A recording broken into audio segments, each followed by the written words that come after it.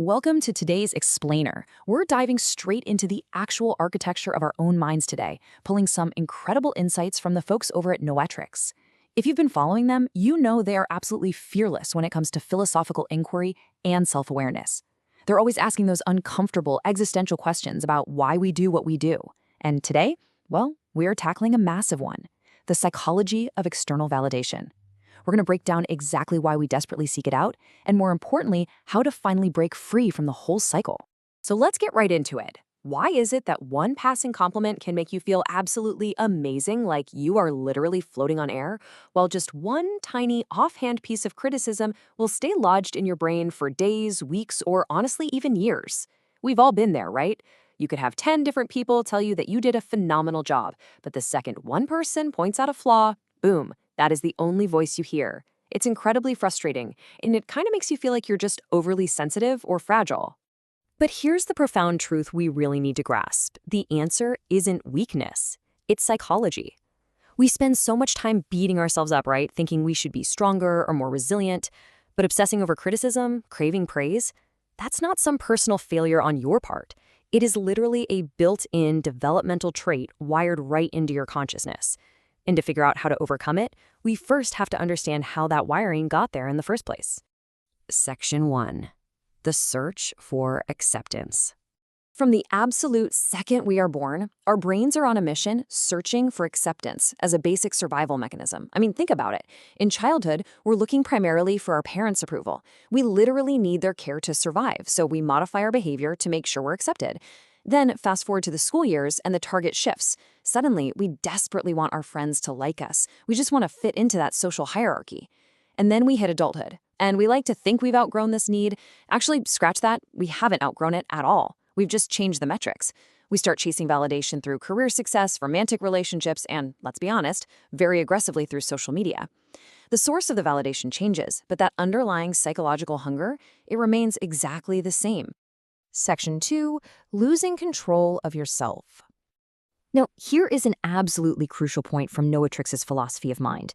We have to understand the dangerous power dynamic we accidentally set up.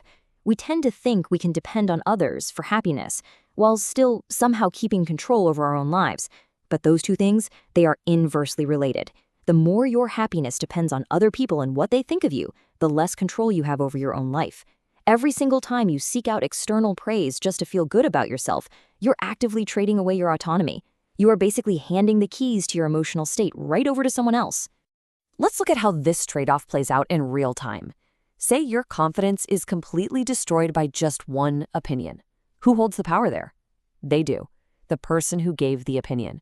And the result? They control your emotions. Think about the gravity of that for a second. If one person's passing remark can ruin your entire day, that person literally has more power over your internal state than you do. No way, right? Now contrast that with true self-awareness. If your self-worth comes from within, who holds the power? You do. And the result is that you control your life. This is the whole core of self-awareness, recognizing exactly where your power currently sits and actively working to take it back. Section 3. The dopamine reward cycle. Okay, we really have to look at the biological mechanics here because it's fascinating. When you receive validation, say you get a bunch of likes on a post or a nice compliment at work, your brain instantly rewards you with dopamine. That's the chemical messenger for pleasure and reward. So you experience this quick burst of happiness. But here's the catch. Because it evaporates so quickly, you end up craving more. You post again, you fish for another compliment. It's an addiction loop. Those likes and comments literally hijack our dopamine system, creating a cycle that is incredibly difficult to break out of. And the harsh truth? That happiness never lasts. Soon enough, you need more and more of it until you completely forget how to appreciate yourself. Because the returns on external validation are always diminishing, you need a higher and higher dose just to feel a baseline level of okay. And in that relentless pursuit of approval, something deeply tragic happens. You slowly erode your own internal foundation.